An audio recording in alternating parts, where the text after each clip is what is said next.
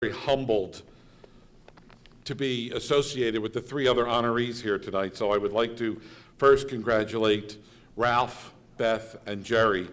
And I don't know how I got invited to this party tonight. I really don't. Thank you. I love you too. Right back at you. I remember getting the phone call back during the summer from Lynn, and I was traveling on Route 70 in Cherry Hill when the phone call came through.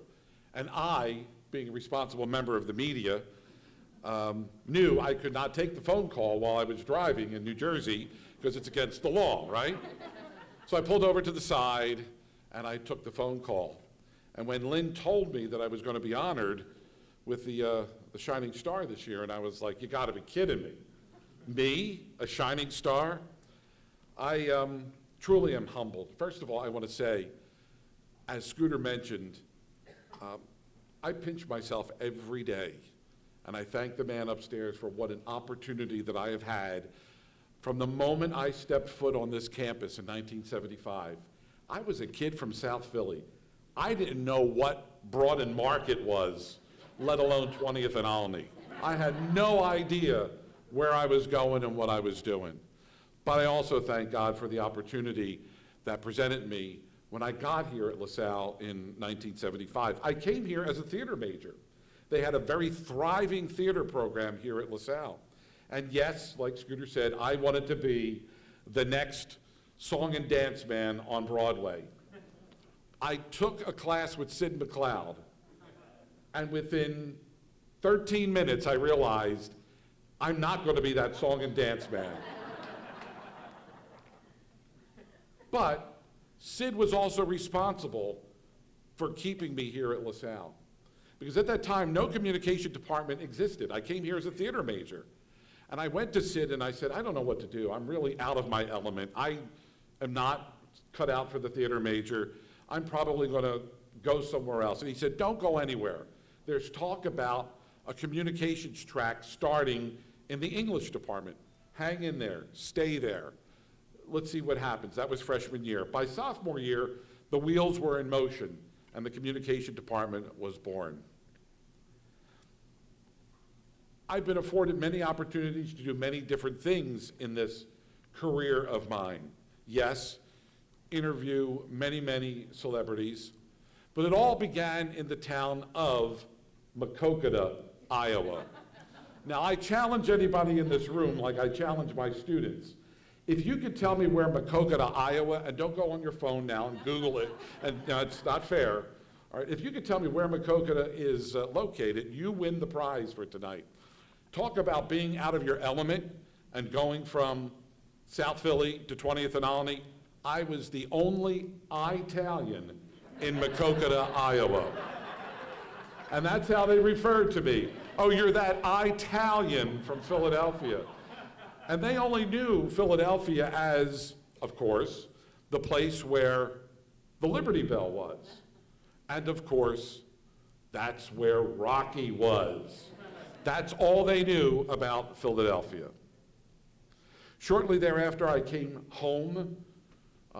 My career took me back to work at a radio station in Camden. And Brother Jerry at that time had asked me to come back to teach. And what an opportunity that presented itself. So as much as I've worked in broadcasting for more than 30 years, I've taught practically as long as I've been in broadcasting. I mentioned the other honorees, and one honoree I'm particularly proud of tonight because I had the opportunity to go into the Paul Perrello vault. And my wife always says, what are you going to do with that stuff? You see, there's always a reason I save things. Well, I was going to put it up on eBay, all right, but one of my students was our other shining star tonight, Ralph Garman. Ralph, this is your life.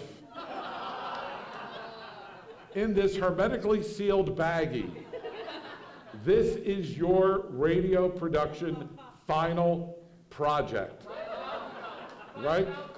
5,000? Do I hear six? $6,000. Seven. Well, I see seven. All right. 10 grand.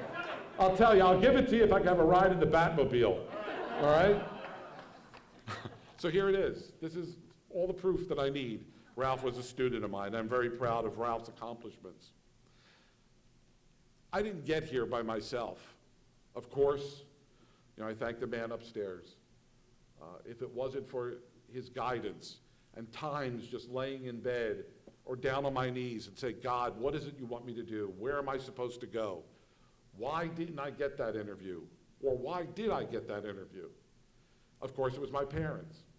Sadly, they're not here tonight to share in this honor with me here, but I know they're up there looking down on me. If it wasn't for their encouragement, I would not be here tonight. Of course, I also have to thank my wife, my daughters, family, friends, all of you in this room, many of you that I haven't seen since I taught you in class. And you came back, not only for me, but for LaSalle. And that's what it's all about. It's all about coming home. I never left. And while our paths may send us different ways, cross country around the world, this is home, no doubt about it. I've been called many things. Yes, I've been called many things. Father, husband, brother, friend, broadcaster, teacher, and some have called me a mentor, but a shining star. Now that is something that really puts pressure on you, because it's not just an award you take home and you put up on a shelf. It's an award you look at and you say, I have to live up to that. I have to live up to what that award means. And so while I take this award home with me tonight, and I share it with my family, and I will look at it, I look at each and every one of you in the room tonight. This award for me is a reflection of all of you. I also have to thank, I mentioned Brother Jerry, I also have to thank Sid. I have to thank Bill Wine. I have to thank everybody else that I taught with in the communications department. I also want to thank personally everybody that put this event together tonight. Oftentimes, and I know earlier in the program, everybody was thanked. But having worked on the organization end of this, I know what it's like. Sometimes it's often thankless. So I want to thank everybody for your efforts. For me, they go well recognized.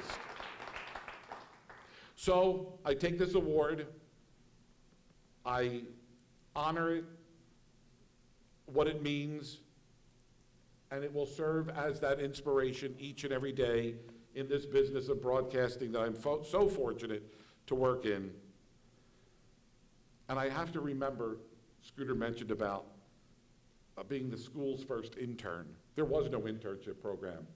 Brother Jerry said to me, how would you like to intern? I said, sure, what do I need to do? And he said, call this guy. And I did. And I didn't know the first thing about editing tape, but I learned. I didn't know the first thing about commercials, but I learned. I didn't know the first thing about BMI, ASCAP, but I learned. At the end of that 13-week period, I had an internship advisor tell me, stared me in the eye and said, you will never work a day in this business.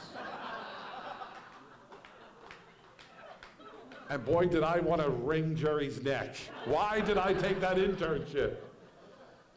But you know what? That was the inspiration for me to do it. It's what caused me to prove him wrong. And I had the opportunity to tell that internship advisor many years later when we met professionally. His name was Dan Foley. And I said, Dan, you told me I would never work a day in this business. And look at me now. I've never been one to gloat over my accomplishments. I'm actually embarrassed, even up here tonight, talking about this award. But I promise you that this award will serve as a constant reminder of my unending commitment to be the best that I could be in order to do all of you proud. Thank you.